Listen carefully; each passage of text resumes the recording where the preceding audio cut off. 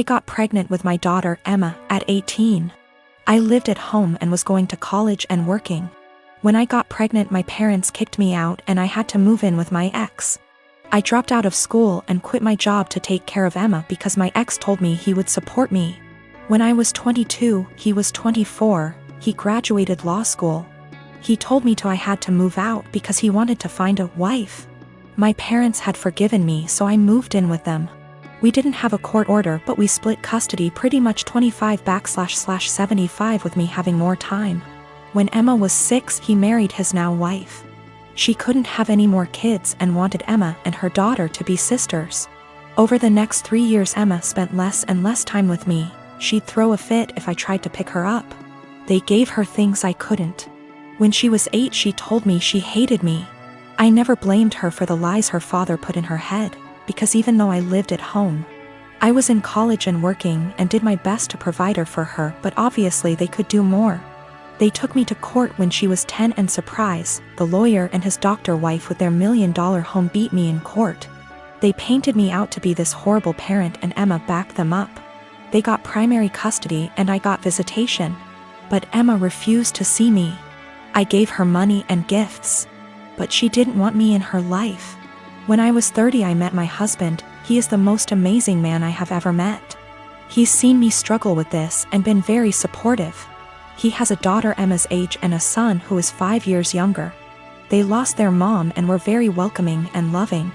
They treated me like their mom. Emma made zero efforts to get to know my husband and stepkids. Emma and stepdaughter just graduated high school this past May. And my parents also recently passed and gave me their estate since I am an only child. I have decided to pay for my stepdaughter's entire college tuition and buy her a car, pay for an apartment. Emma contacted me a week ago and told me she missed me and wanted to see me. This shocked me, seeing as we haven't talked in a year.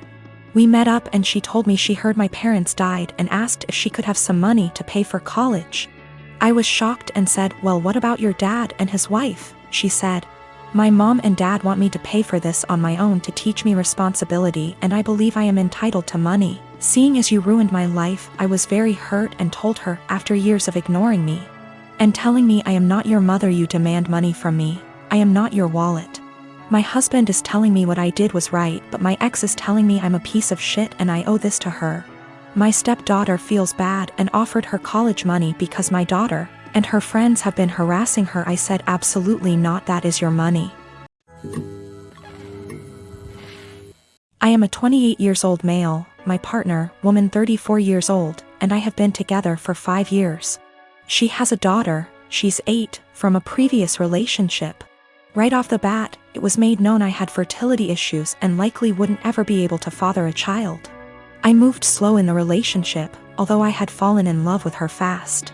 When things got serious, I overheard her telling her sister she was concerned that I might be an aggressive type person because of the amount of scars I have. I didn't want her scared away, so I told her I had a bad childhood and left it at that. A little over 2 years into our relationship, I felt somewhat comfortable opening up, and for the first time I told her exactly why I'm infertile, which is a direct result of an injury I suffered due to trauma as a child. She was really empathetic and I was just thankful I had found the one I want to spend my life with that also came with a kid I adore. Fast forward to last summer. My partner and her friend decided to play an impromptu prank on me. I came home from work. There were multiple positive pregnancy tests in the bathroom. My partner announced she was pregnant. I started freaking out. A happy freak out cause I thought I had hit the lottery with the slim to none chance I have. They both started laughing. The tests were from the friend and not my partner. I was pretty much devastated and felt really let down that my partner would actually pull a prank like that. At first she was shocked by my reaction and said, "I thought you'd know it was a joke considering your circumstances." She ended up apologizing after realizing how hurt I was. 3 weeks ago she arranged a huge dinner with her entire family at our house. She had us play this stupid mystery game and ultimately announced to everyone she's pregnant. Her mother and sisters were deliriously happy. Immediately I got pissed thinking this was yet another prank, so I showed absolutely no emotions, which everyone caught on to. I said to my partner, "Either you're just mentally disturbed or you're cheating."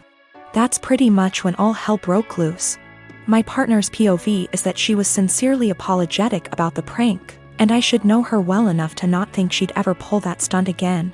She's also livid at me for ruining the announcement, embarrassing her in front of her entire family, causing them to think I'm a horrible person, and then finally insinuating that she's a cheater. I still stand by my claim that had she never pranked me, my reaction would have been different. I do find it odd she decided to tell me along with her family. Things would have likely went over better had she told me first, and then we announced it together.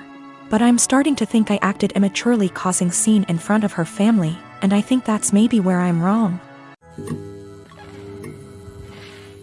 I am a gemologist. I spend my days in the lab testing and identifying stones. From the nature of my work, I also have a large and valuable collection of jewelry, but also gem specimens that I keep in a safe I specifically bought and had installed to keep them safe. I also have a second smaller safe for keeping important documents like passports. I own my home, and my boyfriend of 2 years recently moved in as he was renting before. I gave him the code to the smaller safe so he could put valuables in it, but he also wants the code for my gem safe. Not to put anything in it, but he says because we are living together now I should trust him and give him the code. I've said no because he has no reason to open the safe, as the only thing it's used for is storing my collection. He said he has no interest in my gem collection, doesn't want to look at them, but still wants the code to access them. This is causing tension because he says I should give it to him as a show of trust, and I said no, because he literally has no reason to go in there, so he doesn't need the code. This is a 6-figure collection, so I'm not being difficult over a few little gems here. I am the only one who knows the code.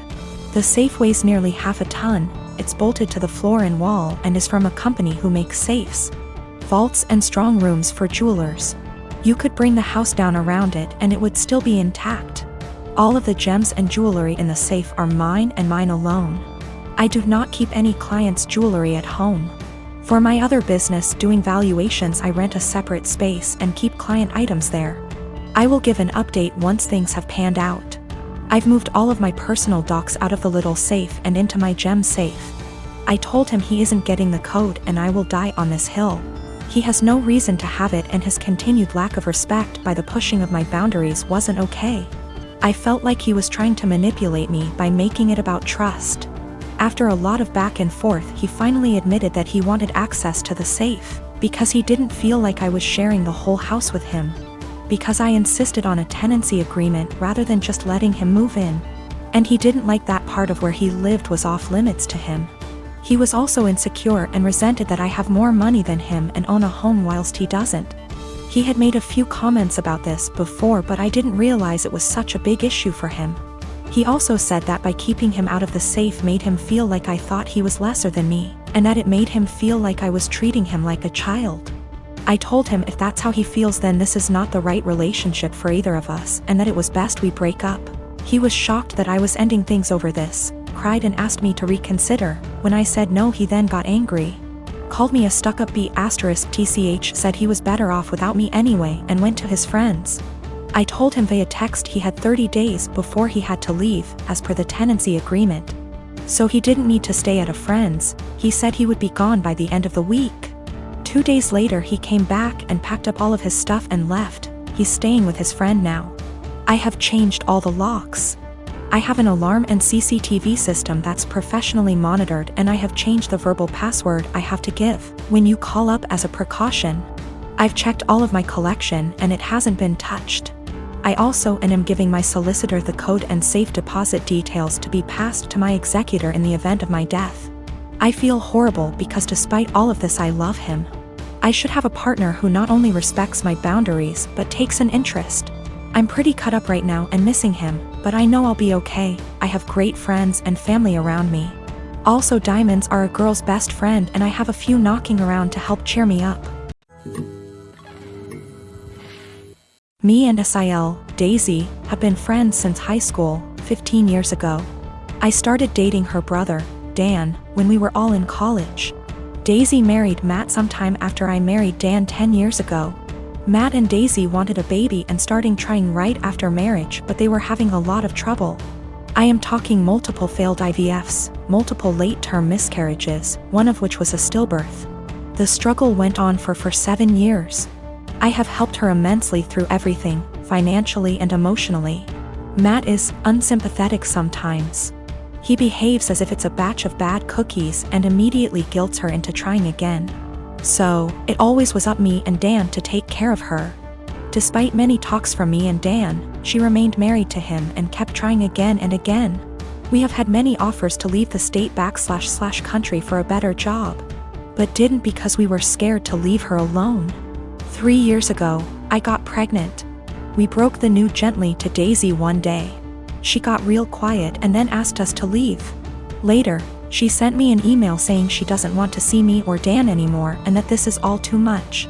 We tried to console her but didn't work, so gave her space. 2 weeks before I was supposed to give birth, Dan passed away in an accident. I don't have any family except for Dan and Daisy. Daisy refused to attend the funeral because she will have to see me. The day before the funeral, and I called her and begged her to come. I didn't think that I would be able to go through that without her. She hung up on me and didn't attend the service. Soon after that, I gave birth and I decided to move to another state. I cut off all contact with Daisy and started fresh. Now, me and my daughter are very happy and we are enjoying a comfortable life. She attempted to contact me once I moved away, but I ignored her. 2 weeks ago, she called from an unknown number and said she desperately wanted to talk to me. Turns out she finally got pregnant, had a baby boy who passed away 5 days after being born in NICU. Matt is also leaving her and screwed her over because of the prenup. She is basically broke and homeless days after losing a child. I just said okay. She then asked, "Are you really not going to say anything? You are really not going to help?" I pretty much said, "I don't care about you. I don't care about your life. I don't care about Matt. I don't care that your baby died. Just leave me and my daughter alone."